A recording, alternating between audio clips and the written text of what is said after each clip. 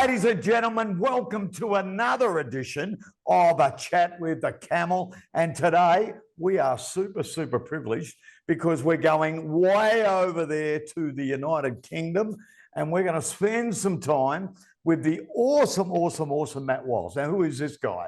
This guy is the operations director for a huge agency in Birmingham, which is called InfoServe. And we've known them for a long time. And they're just great. But what is it about Matt?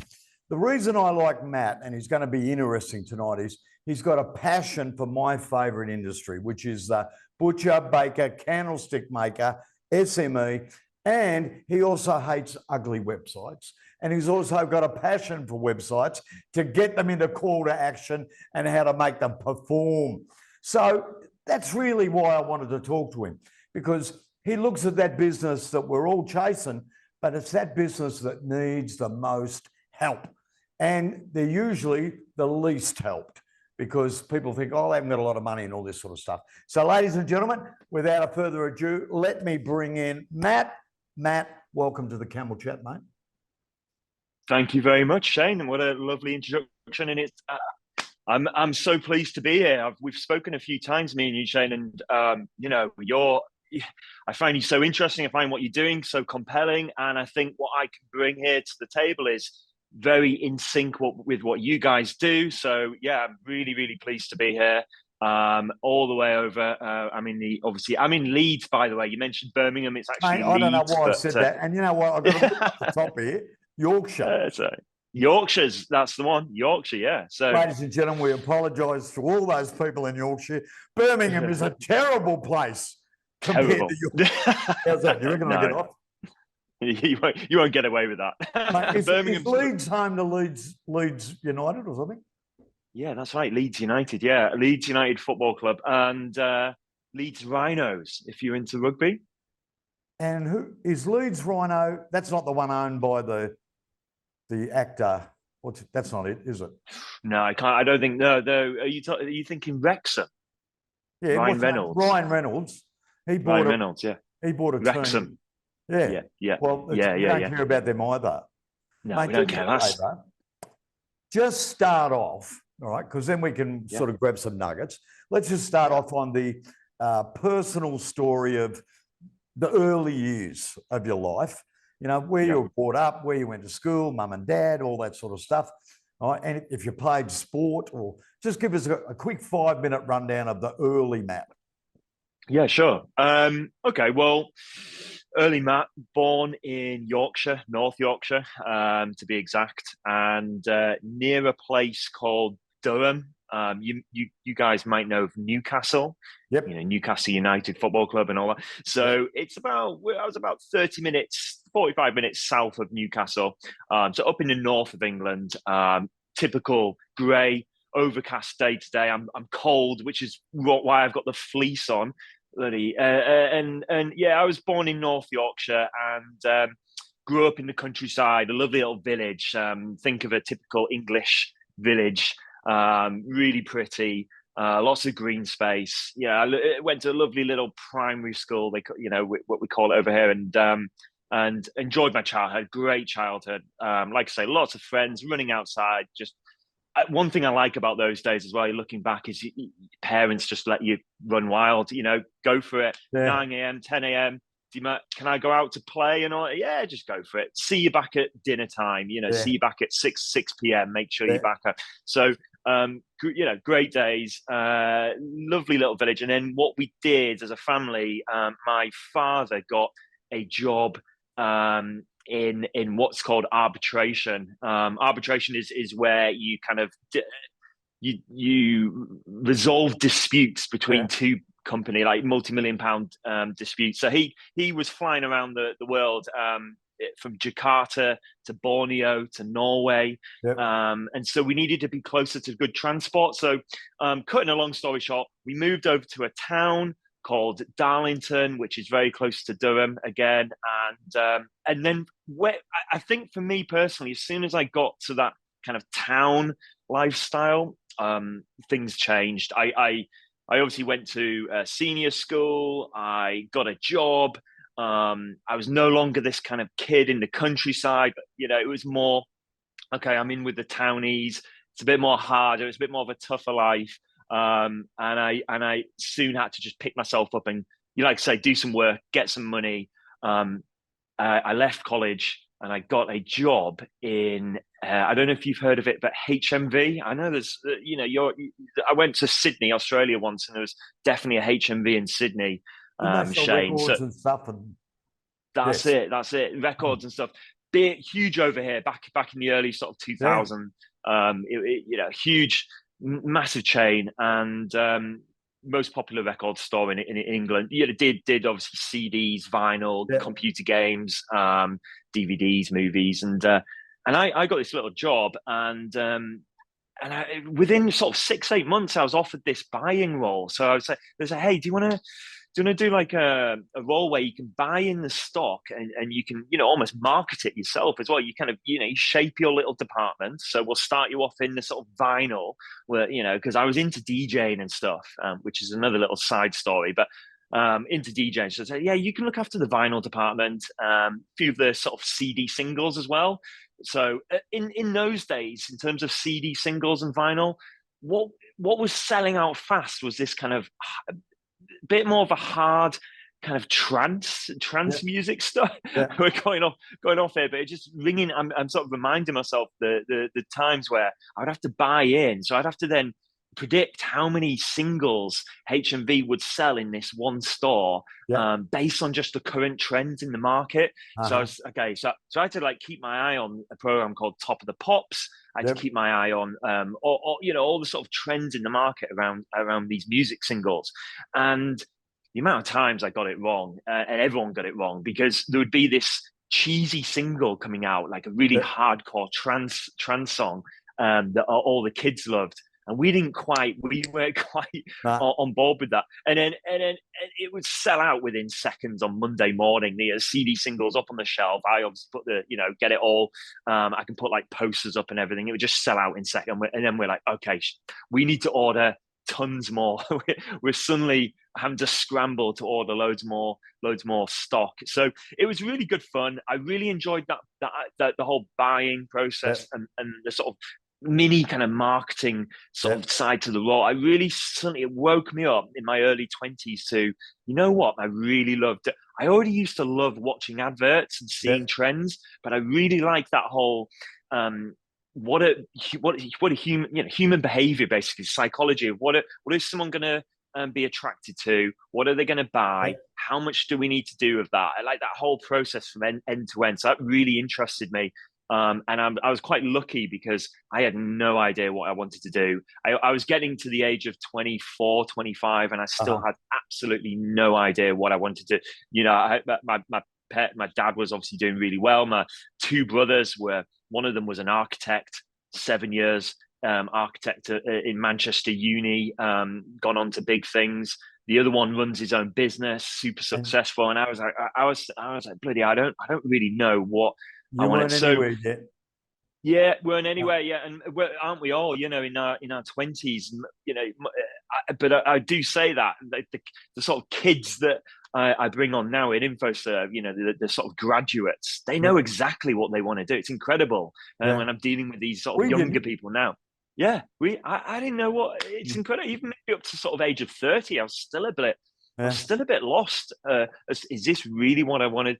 And it's just amazing when I see these young sort of 23, 24-year-olds now. We take them on at InfoServe. They are switched on and really laser sharp. So yeah.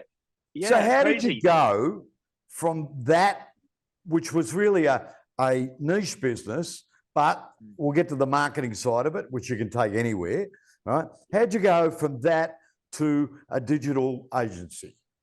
Yeah, good question. So, along the way, there was a bit of DJing, but that's for another day. How did I get from that to digital? Well, I took a big break, Shane. What I did is, I'm really bad with like years and specific dates and things and ages, but maybe I'm just under 30 now.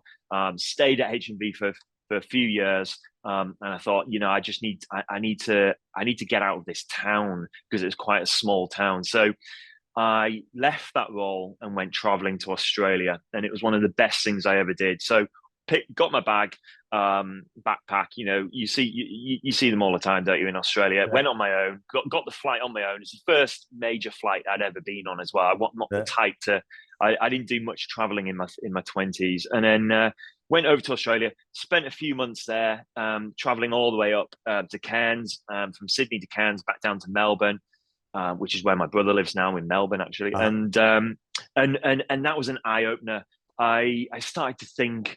I remember thinking it in that. I got a little job in an office, and it was something to do with websites and things, selling websites and things like that.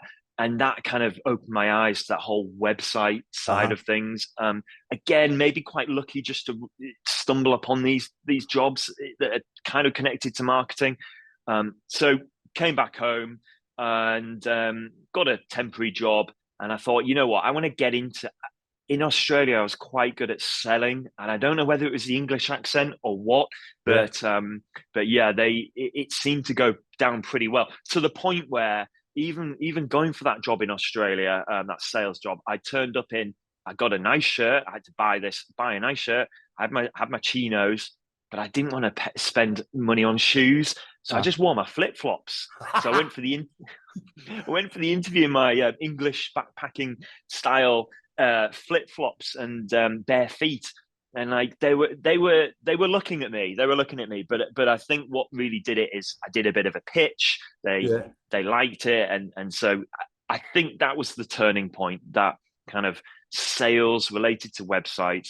I got home and I started to look around for those kind of roles, thinking if I go into sales, it could lead to marketing. It could then evolve into. Quite happy to work my way up in the bit. In fact, I wanted to do that because I think it's always good to start from, that sort of customer facing role, then to work your way up in a company. And so yeah, I got a job. I got a temporary job. Then I saw this role at InfoServe, which is the company I'm obviously at now. And so this is about 10 years ago, I think. So I saw this role at InfoServe come up, and it was a sales job, and I went for it and got it, and absolutely smashed it. In the first 6-8 months, I that feeling. I don't know if you've in sales, that feeling of just when you achieve that success, people start looking at you. Yes. And in the office that I was in, there was about 80 to 100 sales reps. Wow. We had about 80 to 100 sales reps, and that was the kind of older model of from where we've come from.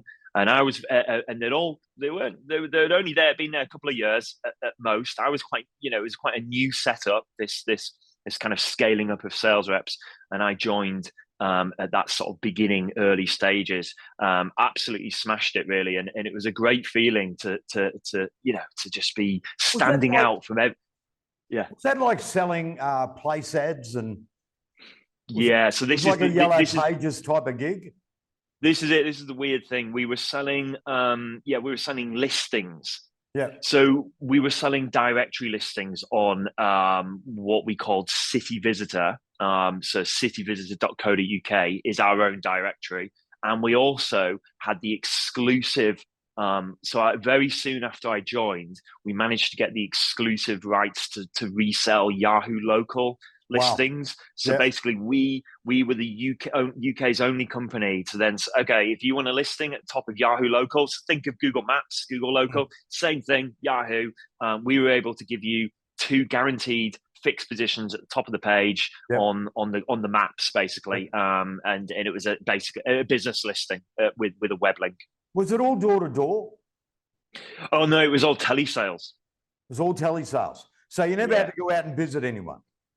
No, no door to door. We did test it. We did trial it for a year, 12 months, I'd say. We did give it a trial. But what ended up happening is the costs of that escalated.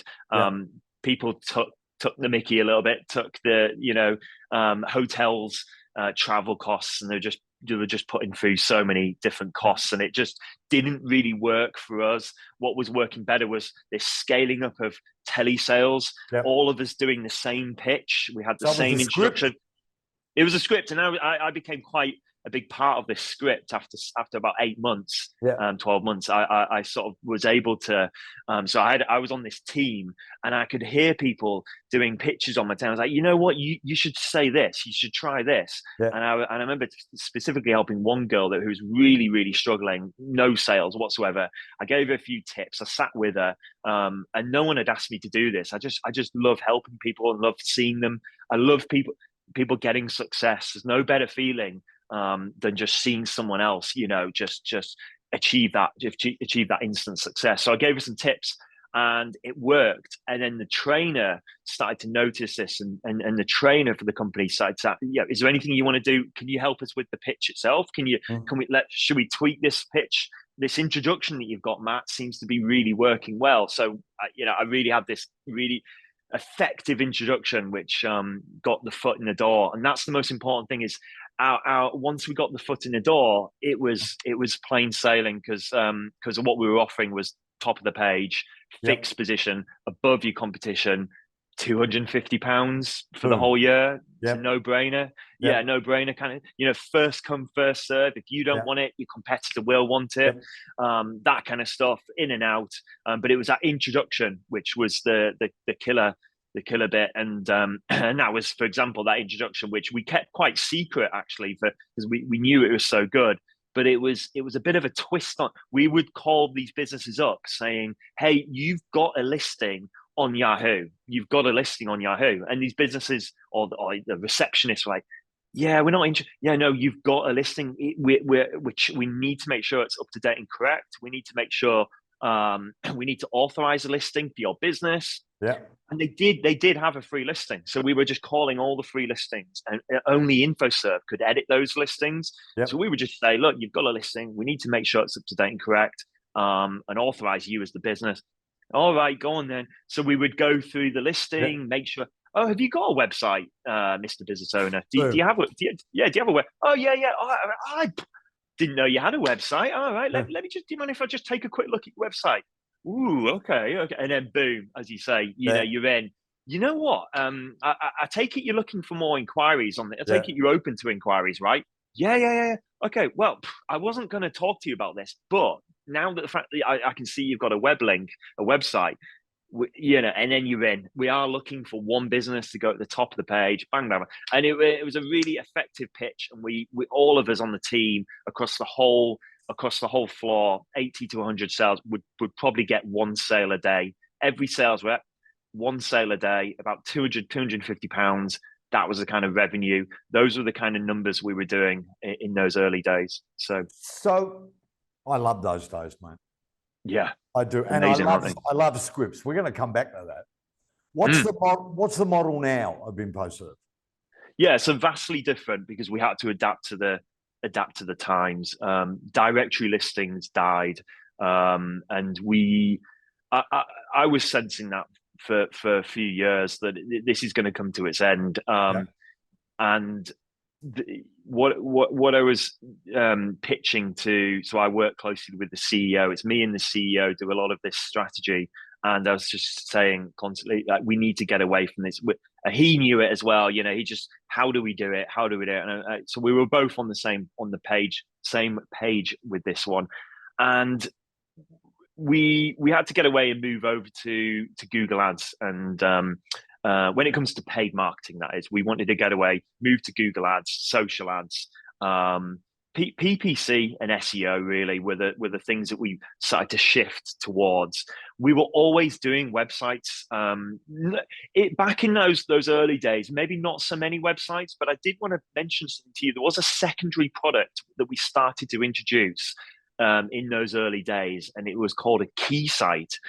So once we got them on for a listing, we would then talk to them about a domain, keyword-rich domain website, 1-2 page website, and we would have and we've still got hundreds and hundreds of domains, such as wedding photographer Durham, plumbers, leads.co.uk. You know, so we have all these keyword rich domains. We would build a 1 or 2 page website on that domain, and we would sell that for £400-500. Yep. And yeah, we sold hundreds and hundreds and hundreds of those back in those days as well. So we were always doing something with websites, but it wasn't a website as we know now. It was more of a kind of, you know, yeah, like a domain rich. It was almost like a secondary website. They might already have something. We would build this key site to get them ranking on, and they got high on Google. They're ranked highly on Google for those.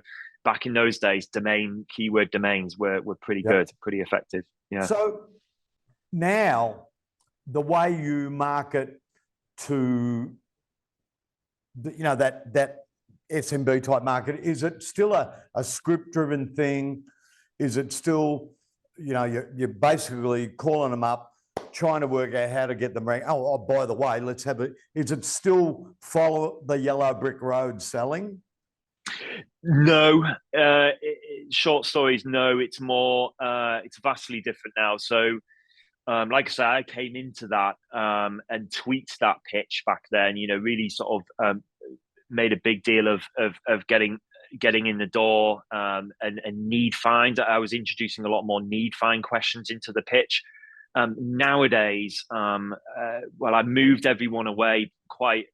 Me and obviously the help of a great team behind me, we moved them all away from that very much like, here's the product, do you want it or not? We moved away from that to, hey, let me talk to you about your business. What are your challenges? What type of customer are you looking for at the moment, and what are you doing to attract and very open-ended, consultative questions. That's where we've come to now, and we've been like that now for a good 5 or 6 years, where we're very consultative.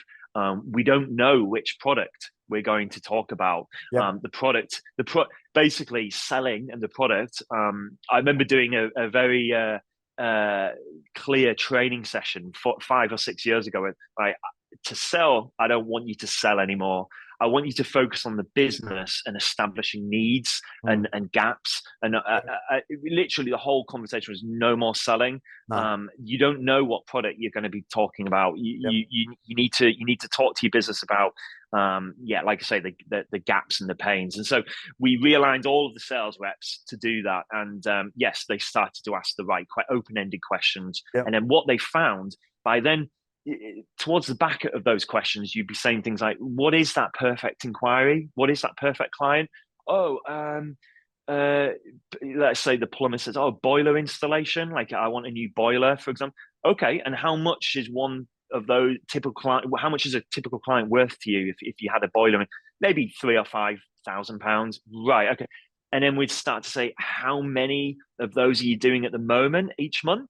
1 or 2. How many more could you do? Maybe you could do another one. Yeah. And then right. Okay. So if there was a way, and it was this transitional line. So we bridge between need find to then selling would be, if there was a way I could drive 1 or 2 more boiler installations to you every month, which would drive another £10,000 to you monthly. I take it that would be something you'd be interested in. You'd be interested. Yeah. And then it's why not? And then we start to look at PPC. We start to look at the budget calculator. We start to look at the website, and like you say, boom. It speaks for itself. It's funny when you talk about the young millennials that come and work for us now and all that. I mean, I think the average age of everyone that works for us is about 25, 26. Yeah. And the average length of time is 3 years. So they started when they got out of school, graduated, they came to TheCamel. But I've noticed, like on the selling thing, because, I've been selling since I was born, I think. But, I've been selling a long, long time. And I was brought up in the knock them down, tear them out, drag them down, really aggressive stuff, and then matured along the way to that more consultative process. But I noticed that it's something that's not taught in a lot of organizations now, that, like the questions you asked, hey, what's the number one product, boiler making, how much to make out of that? 10 grand. How much benefit would it be if you got another 10 leads to do that? Awesome. Yeah. right? Yeah. And then you can start selling from there. That doesn't happen a lot now because a No. lot of you and I, the way we got taught, it's Mm. not handed down. You know, Mm. there's no elders of the Yeah. sales industry handing stuff down. So if we look at that, what I call the butcher, baker, candlestick maker, which is your plumber, electrician, Yeah. sports masseuse, hairdresser, all that sort of stuff. When the average small agency is going out to sell to them now, they have no idea of No. asking what are they doing? They're going to try and sell a art gallery website Yeah. that's got Wikipedia content, Yeah. zero call to action, and there's no brag machine, which is what it should be, because there's no reviews and all this sort of stuff. Why? Because they don't ask the questions. Yeah. You're right. You're right. They got no idea. They're sitting there flogging them this bloody Picasso thing. And the guy, I mean, he's a plumber. Yeah. You know, it's crazy. Yeah. So you don't need to. Yeah, you don't need to. Yeah, you're right, Shane. Sorry to interrupt. Yeah, they don't. They haven't. That hasn't been fed down or trickled down. it doesn't trickle down. Yeah, yeah, you're right. So if we had the average butcher, baker, candlestick maker, and he's listening to you now, because you know what you're talking about. When you look at the average website now of a small business, what do you see as the major problems? Well, for me personally, so over the last couple of years, I've been closer to websites than any other product. We've got a great PPC head of PPC guy. Really knows what it's like. I'm really sort of comfortable and confident that he can look after that side of the business. But when it comes to websites, every day, every week, I'm looking at small business websites with utter frustration at how poor so many. I would say that about 90% of every website that I look at, 90% is pretty poor, quite poor. It isn't. They are losing conversions and inquiries because of certain elements that are missing from that website, and it's sometimes just basics. If any of you go onto a website or check your own website or any of your competition, and you just have a look at the title tag, for example, even so, if you hover your mouse over the browser, as you know, Shane, you can see the title tag pops up when. So if I'm on a Mac, I'm on Safari, but if I hover my mouse over the website, a title tag will show. And so many websites just have home in the title tag or the company name in that title tag. They don't have the keyword. They don't have the main location or secondary location. It's incredible how many are missing that essential bit of SEO, and that's just SEO. And then we look at the website, and it's poor in design, visual style, shocking for so many websites. I'm in sort of the Harrogate area, North Leeds at the moment. It's and it's I again, most of the websites around here just so poor visually, and what we know is that 94% of first impressions are design related. Yeah. And I allude to the analogy of a dating app. So when I was single, I was on the old dating apps, and you'd swipe left and right, and you just based on how someone looks. Yep. How quickly were you making that decision? Well, 2 seconds, 3 seconds. You're just left, right, left. It's so fickle and pathetic, isn't it, really? But this is what consumers are doing. They're looking at a website. They go to Google, they search for something, find a website, they look at the website, and they make their decision within 2 or 3 seconds, if that. If something looks a bit off, they're off. They're back to Google. If something just looks a little bit dodgy, a little bit naff, cheap, they're off. They're back to Google. And I do that all the time. Maybe it's a bit snobby. Maybe it's because I work with websites and web design, but I think it's just, I look at some websites, even the color of a button, even the style of the font, the color of the font. If I see red font on a website, it puts me off. I'm not going to put my credit card details into that website. It's incredible. Sometimes, and this is what frustrates me. So you can sense the frustration. I wish I could tell every business owner this information, is that there's so many basic things that are putting people off. And the question you've got to ask yourself is whether would you put your credit card into that website? Yep. Yes or no? I personally don't. I go to the big brands, and yeah, that's rubbish because I work with small businesses. I do go into small businesses physically and like to buy from small businesses, but when it comes to websites, I'm very skeptical. Yeah. I love to call them customer attraction programs. I hate calling them websites. And I agree with you that it is like that's your first web impression, right? I also, we had this great discussion with a great guy out of New Zealand last week that he believes in the fact of if you're a butcher in Yorkshire, right? Yeah. And somebody types in Google best T-bone steaks Yorkshire, and they see 5 websites that have got supposedly the best. So they've already got in their mind, they want to buy the best T-bone steaks in Yorkshire. They see Harry Clegg Butcher, they go there. That's why they're there. Now, they want to be impressed, obviously, and be attracted to it with a really good-looking site, no red font. Was it red? Red, yeah. No red text, but a good picture of, you know, the guy holding his meat cleaver with a T-bone, so they know they're in the right place. Yeah. And then the next level is because they are there, they're a buyer of T-bones. Don't beat around the bush. Don't waffle on with Wikipedia thingy and content. Don't let them go from the top of the page to the bottom of the page before you get to the point. Right? Yeah. And if you want to use your left swipe, right swipe, back in the day, you knew why you were on that dating app. And the person had the picture knew while they had their picture on. So you got to the point. Do you find a lot of people, their content is just waffle? Yeah, waffle. Absolutely. You've got to get to the point within 3 to 7 seconds. Who is this business? What do they do? And what is the benefit of me using them? Those 3 things are essential. And you've got to see those 3 things very quickly, as you say, Sean. Why do so many businesses beat around the bush, waffle, and then the main USP, unique selling point, is right down at the bottom of the page? Maybe I have to read through all the content to understand why would I use this business. You've got to get that across really quickly and really clearly. Why should I use this business? What makes you different or special? It doesn't need to be unique. It's just, what is it about your business that's nice, special? But more importantly, what do you actually do?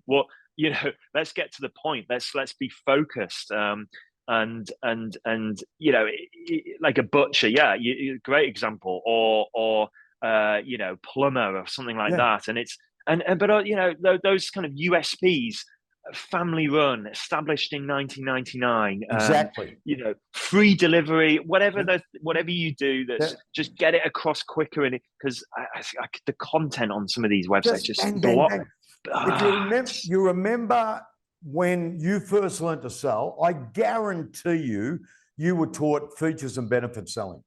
Yeah, absolutely. All features. You're saying.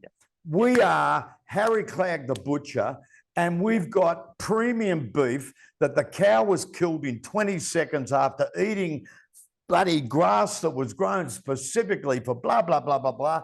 And the benefit of that is for you, very tender meat. You know what? You're one of the few people I've ever heard say, you know exactly, you're on the ball with this, Shane. Absolutely. That is exactly what it is. And I would even say, if you want to be even more clever about that, a bit of a twist to hit, start with the benefit. So for example, I can't remember what you said the benefit was there, but let's say the benefit is feel healthier or love your food. So you can start with love what you eat. Because we offer this, and it's come from a cow, it's fresh, So it's like us, InfoServe. We could say, we're digital marketing, we do really well. Oh, we're a Google partner. No, you could start with the benefit is we provide a higher return on investment through bespoke digital marketing because we're a Google partner. So it's like you start with the benefit, get a higher return on investment through our specialist digital marketing, because we're a Google partner. So it's like 1, 2, 3. So yeah, you can spin it around him, but whatever you do, you're absolutely right, Sean. It's the features and the benefits. Features is what it is. Benefit is what it does, and you can sometimes use feature, which means that benefit. Yes. That's 3 good words you can use and to link it a feature doesn't to a matter benefit. whether you're a butcher, a baker, candlestick maker, electrician, plumber, Yeah. psychologist, right? Hairdresser, you name it. What is, put it your way, what is the benefit, the feature of that, and why are you the best at it in Yorkshire? Yeah. What is so many websites don't get that. Yeah. And the guy selling the website doesn't sit there and talk to them and say, I'm here as a business consultant. That's my feature. And the benefit to you is, as you said, you'll get one more lead, will make you 10 grand. That's what I'm here for. So trust me, how I'm going to run this website with bullet points. So I'm loving this because what you did, you learned all this back in the day, and you're now just transferring over with a much more professional consultative manner, right? Because we were a bit aggressive back in those days, but we had to be because competition was different. So what it leads me to is I love the fact, people tend to get to this point, I'm selling a $600 website, it's just got to look pretty and all that. COVID changed all this. Dramatically, because all of a sudden people are going to that website to book or buy. Remember the old yellow pages, let your fingers do the walking? Well, they let their keyboards do the talking now, right? And they forget that once that person walks into your showroom, which is on their screen, you've got, what'd you say, 7 seconds? Yeah, if that, Because we've got no patience anymore. Social media ruined us. We're all got a TikTok mentality. But, the strange part about it, Matt, after the people watch this, they're going to change the way they sell. But when they go out there now, they're still selling 26-inch screen Picasso websites with no call to action because they're all a bit shy. There's nothing wrong with saying, hey, I've delivered what you like. Would you like to buy it now? Click here. There's nothing wrong with that. Or would you like to know more? Click here, grab their name, address, and telephone number and get on the phone. Yeah, call to actions, path to purchase. People make it incredibly confusing and lack. There's a lack of that across these. So you've got to make it really easy for that consumer to take action. That's the crux of it. Make it really easy for them. So they're reading your content. Okay, you might have big blocks of content, which we don't advise. But let's say you've got loads of content. Often there's just no button or call to action, even at the bottom of that content. I was on a website just the other day on a product to service page.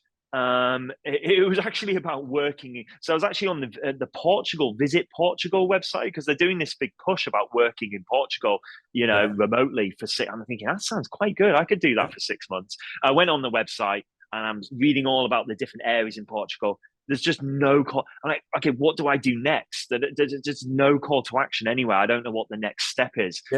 So it's just make it really obvious and really easy, as you say, with the call to action. I mean, it's crazy. People still have this thing in their mind. Oh, it's just it's a brochure. No, it's not. It's a booking and buying machine that attracts customers to call them to action, and all that's got to be there. That's what's doing the selling. It's crazy. Well, Shane, that's, as you know, that's CRO, conversion rate optimization, and I know that you focus on that. You focus on content design, CRO, SEO, as do we. We don't. There's so many agencies out there, website agencies that just design a beautiful website, and then that's it. And they all end up looking the same. Yeah, exactly. They just change the bloody color. Yeah, it's a science.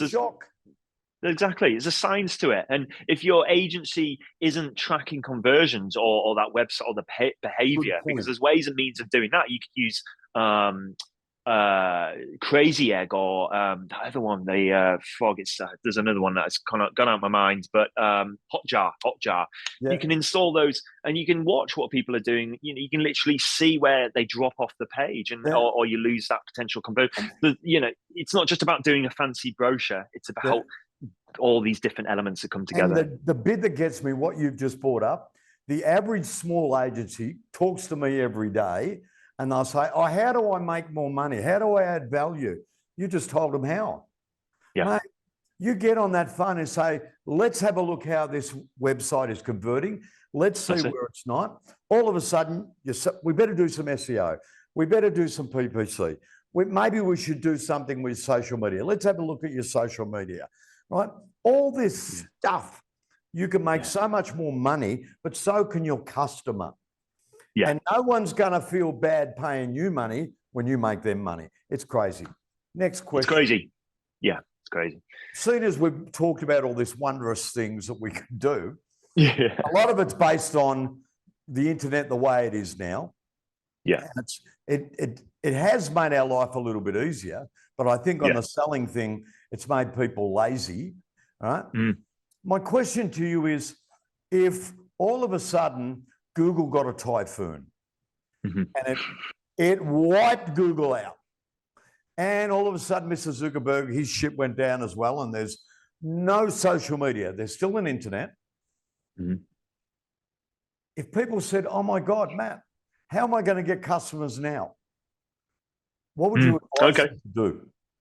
Well, that's a good question, because I know what we would do, or what I would do for the company, and I'd probably give the same advice because they would be in the same position, I guess, as what InfoServe would be. And I haven't really got a great answer to this, but it would be very simple in terms of face to face. I'd be running events. I'd be running some face to face value added events. So I've been doing events and webinars, for example, since COVID, since 2020, and we all went work from home. 2 weeks after that, I launched these webinars, and I did about 200 webinars, and one a week. And I'm happy. We took tens of thousands of pounds of sales from that, and without selling. It was just value added. So I would do whatever I can as a business owner to add value and help people in the local community, at least, because you get a name for yourself as someone who's trusted with that voice of authority. The business will come. Business will come. It might take a couple of months. It might take a bit of time for it to come your way, but that's where I would start. Is the sort of events and if that kind of answers the question. So I'm thinking, what else could you do to build the business and maintain? Well, I think that would do it. I think like I say, I've seen it myself. It just the value added. And by the way, don't push your products and services. Don't talk about them. Or you can mention briefly, if you need any help with this, we're here. But you can give them the advice and the tools they need to do it themselves. Of course, if you're a butcher, it's going to be a little bit different, but I got a great mate of mine who is super successful agency, right? But he came to TheCamel about 8 years ago. This guy had a senior role with one of the biggest sports marketing companies in the world, and he got retrenched. Right? He'd been with them like 30 years, and he flew all over the world, and everywhere was first class, lived in suites, and all of a sudden he's got the very big paycheck. Right? Yeah. But he had to find a job, and someone said, well, why don't you flog websites? And he said, I have no idea how to do that. But he had one great thing that he loved to do, and that was he loved to have lunch at the pub, and he loved to have lunch at different pubs. And he called me up and he said, well, how do you reckon I'll flog these websites? I said, just keep doing what you're doing. You're right. The publican, can I take a look at your website with you? And then just start the conversation from there. This guy ended up getting, I think he's got about 250 websites now, just himself. He does social media marketing. He does local SEO and PPC, but we do it for him, right? And he sells all that. He works 3 hours a day and makes 35 grand a month. Yeah, I mean, I can imagine because I've seen it happen. Yeah, you get some recurring revenue, get some hosting and support revenue, And and all he and does is yeah, go to a pub, and what's he do? yeah, Face to face. And he goes to pubs and restaurants. And his niche was sport. But his yeah. real niche was he loved a pint and he loved a T-bone steak and a few other things. And that's Don't all we he all? does. And his niche market is pubs.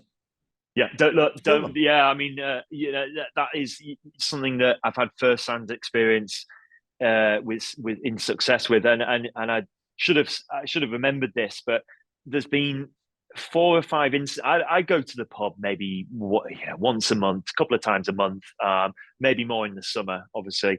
But there's been 4 or 5 times where I've just been stood there, and there's been a couple of people around, and me and my friend are maybe talking, and they ask what we do, for example, and I'll say, oh, websites, and oh yeah, you should. And every time they say, oh, you should have a look at our website. I don't know what it is about pubs, but if you start talking to another business owner Yep. and talk about websites, and you ask about their website and their business, just showing interest. Yep. Every time I've done that, that person has said, get in touch with me. Here's my details. I'd be interested in a website. The only problem with me, I'm not directly in sales. So often I've just not followed up because there's been, I get someone on the team to do it. But yeah, every time that works. And I don't know what it is, but even my friend joked about it the other day because we're playing squash, and after squash there was a load of people in the bar, and Yep. we're like, you know what, this would be a great place to start getting in there and talking, because all of these blokes in this bar after start, they'll all be business owners. They Yeah. look like they're all They sort of all need business owner websites types. sooner or Yeah, later, mate. yeah, And yeah, you know what the stupid part about it is? Exactly what you said about events. The yeah. pub's an event, mate. That's it. It's the same thing. It's The face to pub is an face. event. And why do you think that has so much success, Shane? I'm asking you, but I know exactly what it is about face to face that makes a difference. It's the trust, isn't it? It's It's a trust. that trust factor just goes through the roof as soon as they can hear Yeah. and see you speak, and you just don't sell, don't pitch, don't sell. Just ask about the business Yep. and build that. But the trust factor is Yep. through the roof, and it's the same with events, same down the pub. Yeah, Same event, pub, yeah, same thing. And yeah, I can remember when I first started doing sales training and things, I used to go to these salesmen with a purpose breakfasts, which were yeah, an event. yeah. And I'd do a 5-minute pitch, or I'd sit down having bacon eggs with someone and start talking to them. And I got so many leads from Yeah. those events. So I reckon it's the best advice of all time. But what happens is people tend to rely on that digital thing now. Oh, well, I'll get on then. I'll start searching. I'll get on LinkedIn. And I mean, I don't know LinkedIn. about you. How many things do you get here today on your email from LinkedIn? And you think, why don't you just come and knock on my door or meet me at a pub or something? I'd be more open to you. Yeah, yeah, Right? you're right. And I think it's the great salespeople are still Yeah, doing the events, whether it be a pub, a restaurant, a golf club, playing squash, whatever. And they're pulling more business with greater margins, right? Because yeah, there's no competition. you're right.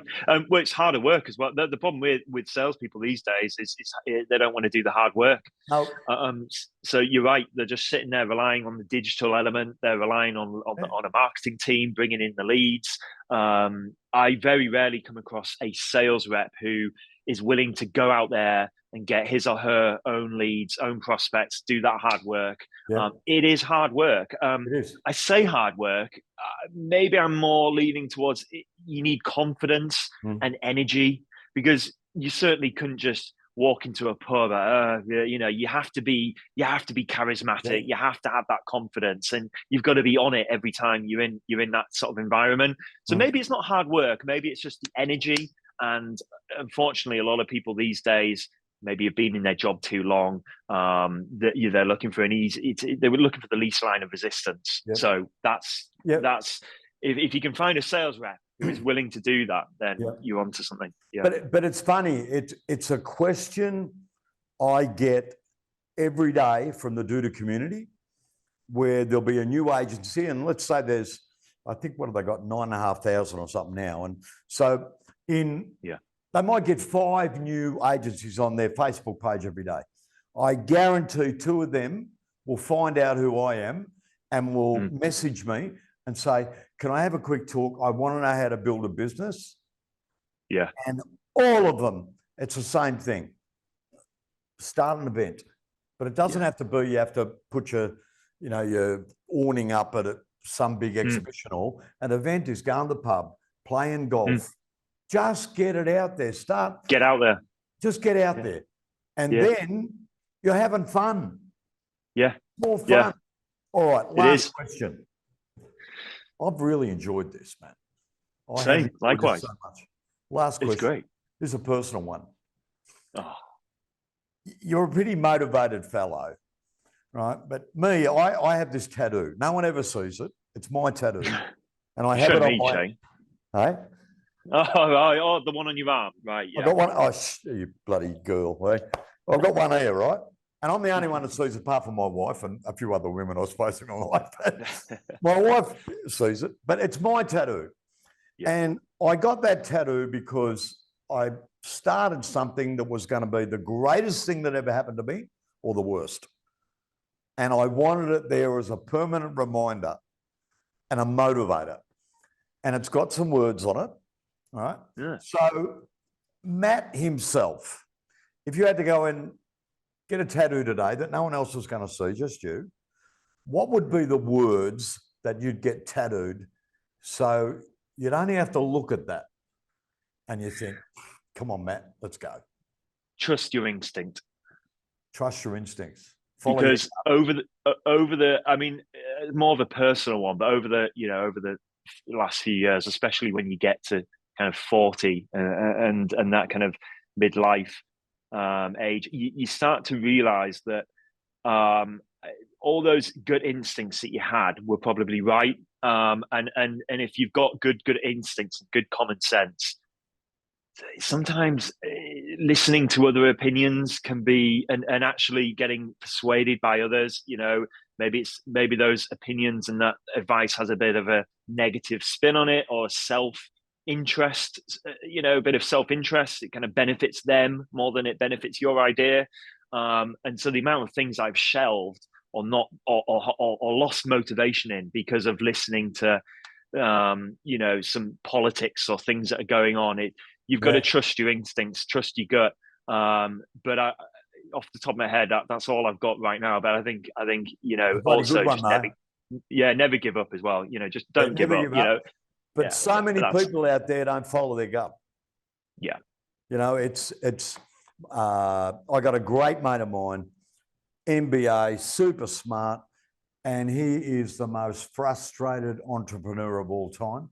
He's got a huge job, big money, but every day he goes, God, I wish I was like you. And I said, mate, why don't you just follow your gut? All right. Yeah. And he said, I've got this idea. Well, go and make it happen. Do it. Right? Don't listen to people. People will put you off. He listens to all these war stories that you just explained. He watches CNN. He gets on has that on from the moment he's having a coffee. Like, that's not a great motivator. Right? I watch these 4-minute YouTube things that say time to wake up and all this sort of stuff. All right. It's crazy. Matt, we're done. Oh, yeah. I had a ball, mate. That was the best, most informative hour. I'm happy. Brilliant. If you want to give InfoServe a quick plug, it's www.infoserve.com.